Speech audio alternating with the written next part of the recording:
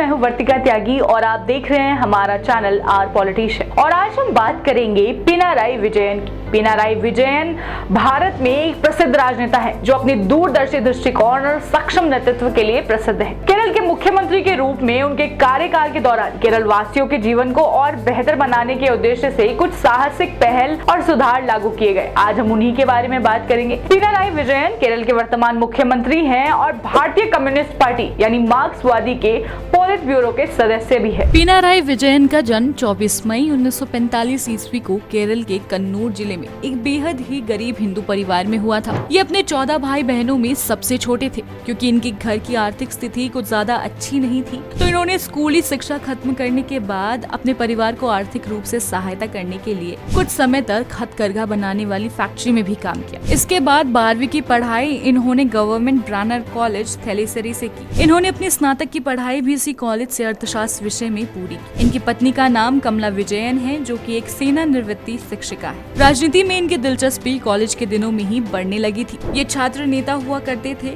इन्होंने आधिकारिक तौर पर राजनीति में प्रवेश वर्ष 1962 में किया, जब इन्होंने भारतीय कम्युनिस्ट पार्टी मार्क्सवादी ज्वाइन की। वर्ष 1968 में 24 साल की उम्र में विजयन ने केरला स्टूडेंट फेडरेशन के जिला सचिव के तौर पर भी काम किया। बाद में इन्हें KSF का राज्य सचिव एवं इसके बाद राज्य का अध्यक्ष के रूप में काम करवाया गया। इसके बाद विजयन ने कभी पीछे मुड़कर देखा ही नहीं और वो धीरे धीरे राजनीतिक रूप से मजबूत होते चले गए। क्योंकि इनका स्वभाव अच्छा था तो ये लोगों के दिलों में बसने लगे। इसी समय जब केरल में कम्युनिस्टों अलग अलग ठिकानों से राजनीतिक गतिविधियों का आयोजन कर रहे थे, तो बहिष्कार के चलते विजयन को 1.5 वर्ष तक जेल में रहना पड़ा। जेल से बाहर आने के बाद इन्होंने केरला स्टेट कोऑपरेटिव बैंक के अध्यक्ष के रूप में भी काम किया। ये पहली बार 1970 में विधायक चुने गए, विधानसभा गए। इसके बाद वर्ष 1977, 1991 एवं वर्ष 1966 में विधायक चुने गए। विजयन वर्ष 1966 से 1998 उस समय के केरल के मुख्यमंत्री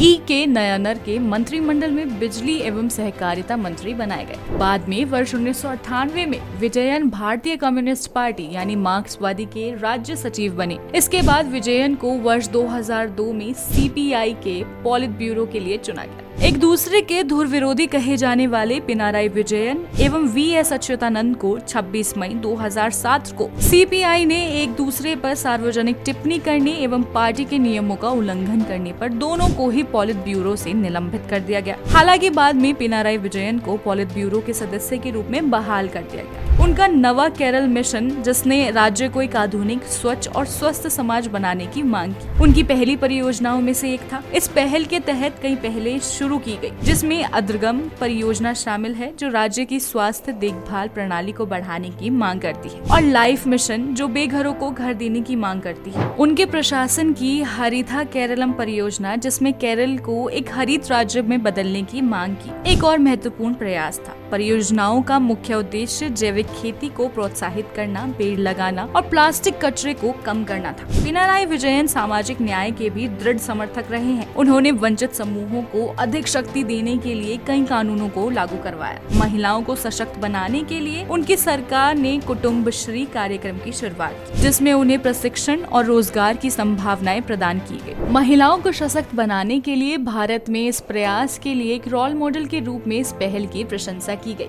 अपने पूरे राजनीतिक करियर के दौरान पिनाराई विजयन कई विवादों में भी शामिल रहे। उन पर 2009 में भ्रष्टाचार का आरोप लगाया गया, जब एक पन बिजली सुविधा के पुनर्वास के लिए एक अनुबंध दिया गया था। वे 25 मई 2016 से केरल के वर्तमान मुख्यमंत्री हैं और 2022 में वे C. अच्युतानंद मेनन को पीछे छोड़ते हुए केरल के सबसे लंबे समय तक सेवा करने वाले मुख्यमंत्री बने। आज के लिए बस इतना ही। मैं आपसे मिलती हूँ हमारी नेक्स्ट वीडियो में।